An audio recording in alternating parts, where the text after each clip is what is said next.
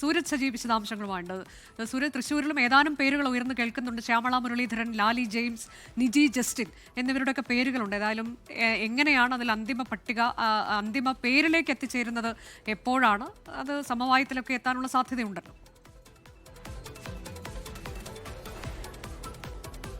അനുജ, കോൺഗ്രസിനെ സംബന്ധിച്ച് 10 വർഷത്തിന് ശേഷം തൃശ്ശൂരിൽ അവർക്ക് ഭരണം പിടിക്കാൻ സാധിച്ചു. അതിന്റെ ആത്മവിശ്വാസം ചെറുതല്ല. പക്ഷേ ഈ മേയർ സ്ഥാനാർത്ഥിയെ തെരഞ്ഞെടുക്കുന്നത് സംബന്ധിച്ച് ഒരു ആശയക്കുഴപ്പത്തിലേക്ക് തൃശ്ശൂർ നീങ്ങുകയാണോ എന്ന സംശയമാണ് ഈ നിമിഷം വരുന്നത്. കാരണം 5 പേരുകൾ ഇപ്പോൾ ഉയർന്നു കേൾക്കുന്നുണ്ട്. 5 പേരും മേയർ സ്ഥാനം ആവശ്യപ്പെട്ടുകൊണ്ട് രംഗത്തേക്ക് എത്തുന്ന സാഹചര്യം കൂടിയുണ്ട്. അങ്ങനെയെങ്കിൽ ഈ ടേം വ്യവസ്ഥയിൽ ഈ മേയർ പദവി പങ്കുവെക്കുന്ന ഒരു സാഹചര്യമായിരിക്കും തൃശ്ശൂരിൽ ഉണ്ടാകുക എന്നുള്ളതാണ് നമുക്ക് നിലവിൽ ലഭിക്കുന്ന വിവരം. ഇന്ന് DCC പ്രസിഡന്റ് രാവിലെ മാധ്യമങ്ങളെ കണ്ടപ്പോഴും ഈ മേയർ തെരഞ്ഞെടുക്കുന്ന സംബന്ധിച്ചുള്ള നോട്ടിഫിക്കേഷൻ വരട്ടെ, ആ സമയത്ത് അതിലൊരു അന്തിമ തീരുമാനം ഉണ്ടാകും എന്നുള്ളതൊക്കെയാണ് പറയുന്നത്. പക്ഷേ രാവിലെ മുതൽ തന്നെ DCC നേതൃത്വവും ഒക്കെയായി ഈ പട്ടികയിൽ ഉൾപ്പെട്ട ആളുകൾ വിവിധ കോണുകളിൽ നിന്ന് ചർച്ചകൾ നടത്തുന്നുണ്ട്. അതോടൊപ്പം തന്നെ ഈ മേയർ സ്ഥാനത്തേക്ക് എത്തുന്നതിന് വേണ്ടിയുള്ള സമ്മർദ്ദം ചെലുത്തുന്നുണ്ട് എന്നുള്ളതാണ് ഇപ്പോൾ നമുക്ക് ഒടുവിൽ ലഭിക്കുന്ന വിവരം. ഇതിൽ പ്രധാനമായും ഉയർന്നു കേൾക്കുന്ന ശ്യാമള മുരളീധരന്റെ പേരാണ്.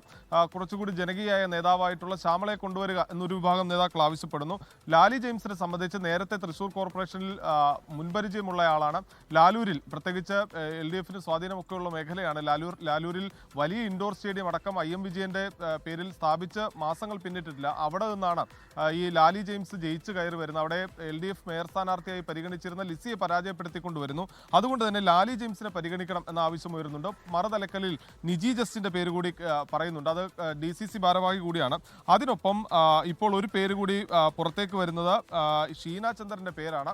ഷീന ചന്ദ്രൻ അങ്ങനെ തുടങ്ങി 5 പേരുടെ പേരുകൾ ഇപ്പോൾ പരിഗണിക്കുന്നു, അല്ലെങ്കിൽ 5 പേരുടെ പേരുകൾ തൃശ്ശൂരിൽ ഉയർന്നു കേൾക്കുന്നുണ്ട്. അതോടൊപ്പം തന്നെ ഡെപ്യൂട്ടി മേയർ സ്ഥാനത്തേക്ക് KPCC ഉപഭാരവാഹികളായിട്ടുള്ള A പ്രസാദ്, അതോടൊപ്പം തന്നെ ബൈജു വർഗീസ് എന്നിവരുടെ പേരുകളാണ് പറയുന്നത്. ഇതിൽ 2 പേർക്കും സാധ്യതകളുണ്ട്. അത് KPCC കൂടിയാലോചിച്ചതിന് ശേഷമായിരിക്കും ഡെപ്യൂട്ടി മേയർ കാര്യത്തിലേക്ക് ഒരു അന്തിമ തീരുമാനം ഉണ്ടാവുക. അനുജ, അതാണ് തൃശ്ശൂരിൽ ആരൊക്കെയാകും മേയർ, ഡെപ്യൂട്ടി മേയർ പദവിയിലേക്ക് എത്തുന്നത് എന്നതിന്റെ കൂടിയാലോചനകൾ അത് വളരെ ഊർജിതമായി തന്നെ പുരോഗമിക്കുന്നു എന്നതാണ് സൂരജ് സജി നൽകിയ വിവരം. ലോകത്തെവിടെയായാലും ഏത് സമയത്തും 24 വാർത്തകളും ഓഗ്മെന്റഡ് റിയാലിറ്റി പാക്കേജുകളും എക്സ്പ്ലെയിനറുകളും വിശദമായി കാണാൻ ഞങ്ങളുടെ YouTube ചാനൽ നിങ്ങൾക്ക് സബ്സ്ക്രൈബ് ചെയ്യാം.